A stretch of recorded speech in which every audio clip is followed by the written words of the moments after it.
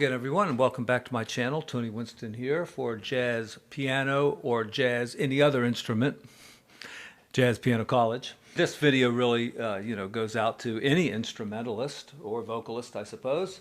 We're going to talk about pentatonic scales. And in this video, I'm going to go over what a pentatonic is and how to use them on major chords, minor chords, dominant chords, half diminished chords, some patterns that you can use, and then a really important thing, I think, and a kind of unique thing will be a pentatonic or a pentamap. In other words, I'm going to take a song like Stella by Starlight, and on every chord I'm going to write the usable pentatonics that you could play on that particular chord. There's a study sheet down below. All you do is click on it. No personal information, no passwords, no sign up for a free trial, none of that crap. Just hit the link. It'll pop up on your screen, download it, print it out, whatever you want to do. And it is these 5 notes. Okay? This is the only description I'm going to use for a pentatonic scale today. This is a major pentatonic because, it sounds like a major chord. You could call this E flat minor pentatonic, okay? And, we can take this into the key of C now. It's the root, the second, the third, the fifth, and the sixth. A lot of Asian music is kind of based on these 5 notes. 1, 2, 3, 5, and 6. And of course, these can be used on minor chords. If you take an A minor, the A minor pentatonic would be starting on A, but we're just going to talk about the C major pentatonic that works on an A minor.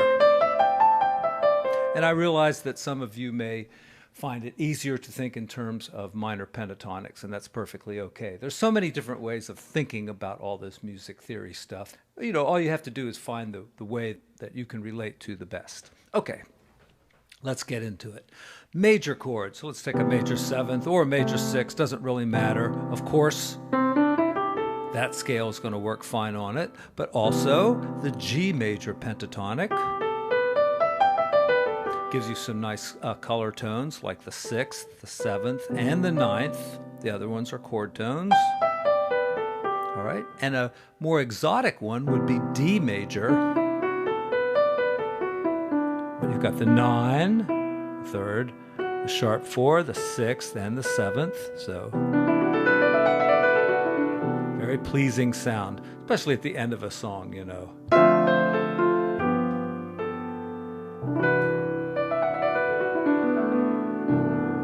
Yeah, very nice. Right, so if you're looking for a pentatonic to play on a major chord, either think of the root, the 5th, or the 2nd, and start your major pentatonic there. I kind of like that one. All right, minor chords. Think C minor. So we're going to start on the 3rd with an E flat major, see? E flat major, but on a C minor. And once again, you can start on the root and think of a minor pentatonic, but I'm not going there today. Major pentatonic, E flat. Now you can also start on the 7th and do B flat. And by the way, I will do later in the video some fingerings. That was a kind of a bad fingering there for these different pentatonic scales. And of course, this is just for piano players, so I'm going to stick that at the end. So anyway, fingering can be a little bit of a problem on some of them. For you saxophone players, I don't know. Maybe some are easier, some are harder. So we're going to start on the 3rd, on the 7th. And when you start on the 7th, you get some nice color tones again, or tensions. That would be a 9 and an 11. And I don't think there's a 3rd. So, you have to kind of have a solid minor chord underneath of it for it to really work. Another one is F major, starting on the 4th. And once again, you don't get the minor 3rd, but you get some nice color tones, the 11th, the 13, and the 9. So, the 3 extensions or tensions that can go with that minor 7th. Okay, on to dominant, and this is really a kind of a fun one. C, of course, But suppose now I'm going to do a few rootless voicings here. That's a C dominant 7th with unaltered tensions. We got a 13 and a 9 in there, as well as the 3rd and the 7th. So we got that one. But suppose I did a C altered with like a sharp 9 or a sharp 9 and a flat 13. Just go a tritone away to F sharp. And I'll use this in a little chord progression here, starting on G minor.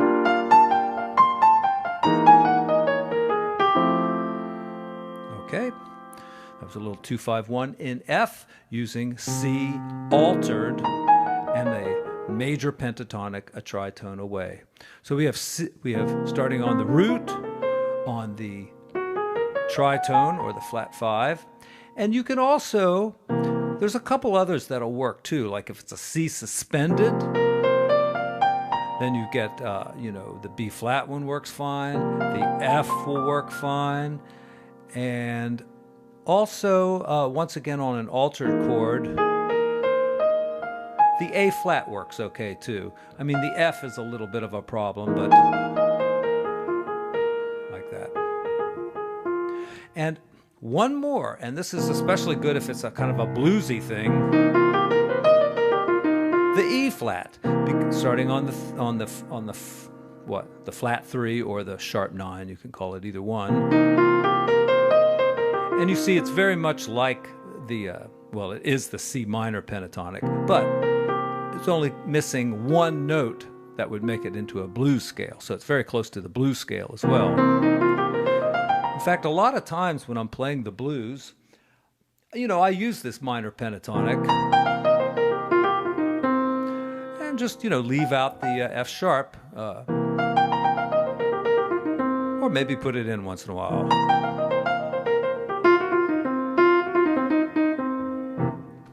How about a half diminished chord? The way I think about this is, of course, the mode that works is D flat major or C Locrian, same notes. So the D flat major will work. Also an A flat major, going down a 4th. So, starting like on the flat 6 of the chord.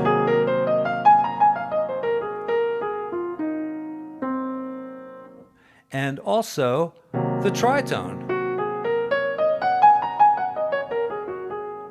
will also work. And this will work pretty well. We could do a minor 2-5-1. I'll use F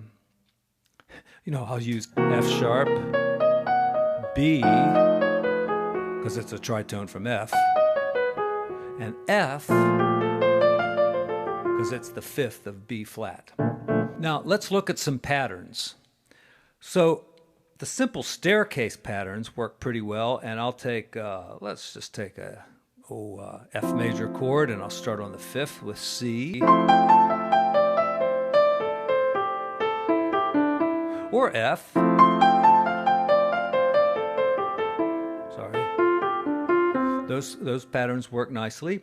Pentatonic has some odd intervals, it's got seconds and then thirds. Another second and third. The staircase pattern is a little uneven sounding. So it works out pretty well, especially like if you're doing it as on a dominant chord with a tritone substitution. Let's do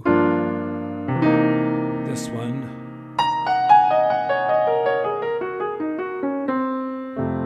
Okay, and of course they work pretty well going the other way.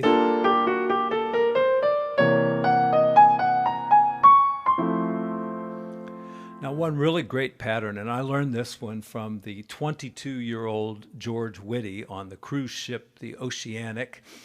George Whitty is a famous piano player, produced a lot of albums for Michael Brecker and Chaka Khan. I remember him practicing on an A dominant 7th, altered, the E flat pentatonic with this pattern. And you might be thinking to yourself, well, that doesn't sound very good. That sounds kind of weird sounding. But listen to it, and I'll tell you what he said about it. Listen to it in a 2-5-1. I'll start on E minor. And I'll do the pattern. Now let me do 16th notes so I can get more of the pattern in. All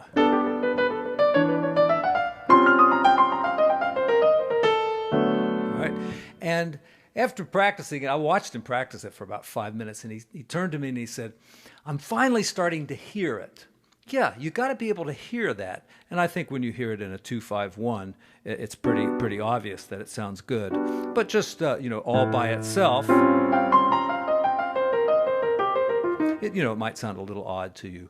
Now, I haven't worked this out in all 12 keys or anything, and I know some patterns are easier than others in certain keys, but this one with the E flat pentatonic, so it's kind of skipping around. You skip a note, right? Because in E flat pentatonic, you got an E flat, so we're skipping over that, hitting it there, then skipping the C, going down, and then down to the next note, skip up, down, skip down, down, skip up, down, skip down. So it works out like this.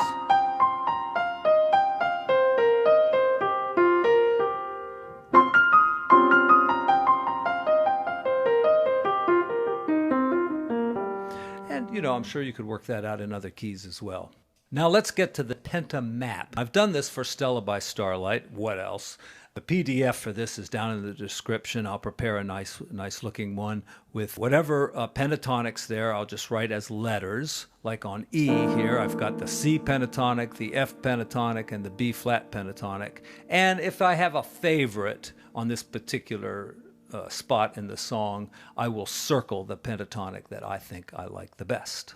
All right, so right here, I'm going to start with F pentatonic. I like it because when I go to the A altered, and I am doing an altered chord there, I just go down a whole step to E flat. So it helps me think through it, and it sounds good. So now on to C, and I'll just do B flat or E flat. But let's see. Let me do B flat. So B flat on the C minor, because on F I can go up a half step to B, and on most dominant chords, that's my weapon of choice is going to be the tritone away. All right, and here we go on F. Any of these are going to work. I don't really have a favorite on these minor chords. Any of them will sound nice. There's B flat. Now I'm coming up to a B flat chord, so I could keep it going. But I could also jump to that tritone, so let's see how that works. Wrong one completely. Let's see.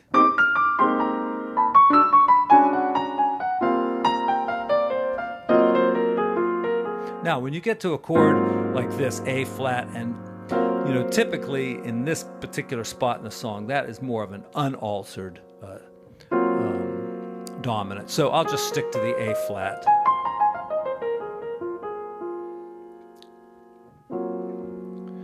Okay, back to B flat now.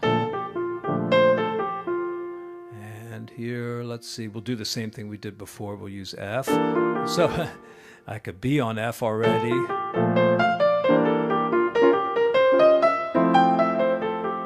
All right, so what did I do there? I started on F pentatonic with my B flat,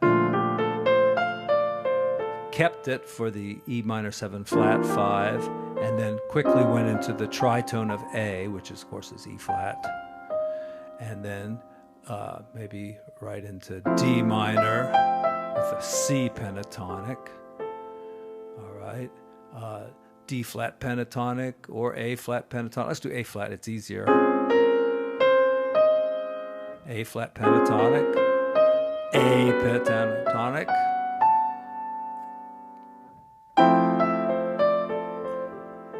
and there, I don't know, G is nice. All right, another quick 2-5, we'll do the same thing, F to E flat. And here, we could do the B flat. to A flat. All right, now this is a little bit disjointed here, so let me just play through the rest of the song using the pentatonic scale. So right here, of course, I'm going to use the D flat tritone substitution.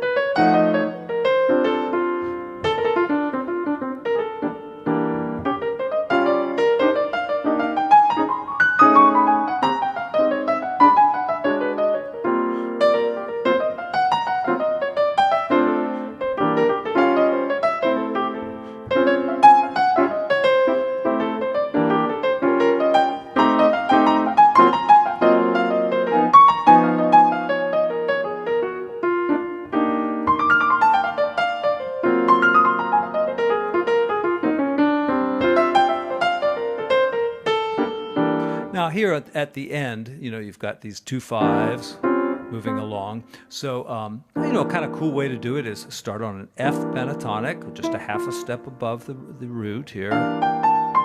Go down a whole step to E flat pentatonic. And you got to play an altered chord. Then you can stay on it for the D. And down another whole step for the G. Stay on it for C. Down a whole step for the F, and then, and of course, you can use 2 different pentatonics. There I use C and then F. Now, another good usage of the pentatonic scale is when you're doing a thing called side slipping. All right, like say we're doing So What. All right, we're jamming around on that D minor, and we're going to use the F pentatonic. Though you can call it D minor pentatonic if you want to, but I wouldn't. And you want to do a little side slipping. So I'm going to side slip into the E pentatonic.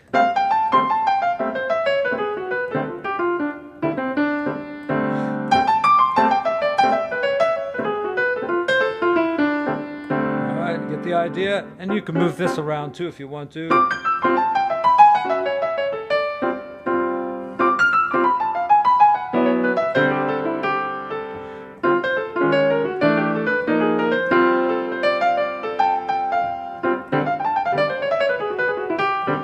right, and really you could pick any scales to do this with. Suppose you were working on the G pentatonic there, right? Because it gives you that nice 13 in the chord, right?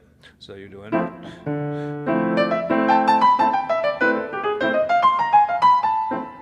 I went to A flat pentatonic. I guess you probably don't even have to slip a half step. I could go from C pentatonic maybe to E pentatonic. I don't know. Let's see if it works.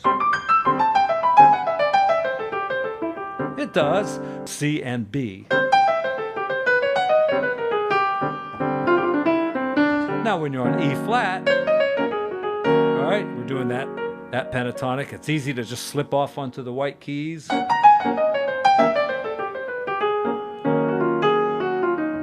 Okay, some people to listen to that really do that great besides McCoy Tyner would be Freddie Hubbard.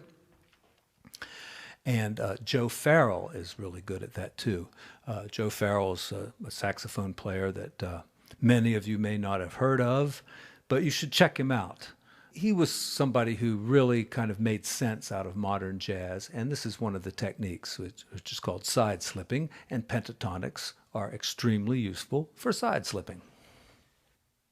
Okay, as always, there's a study sheet down below. All you do is click on it. No personal information, no passwords, no sign up for a free trial, none of that crap. Just hit the link. As always, I thank my subscribers over there on Patreon, my supporters through PayPal, and folks of you who just watch the videos all the way through. Thank you so much, and I'll see you again soon.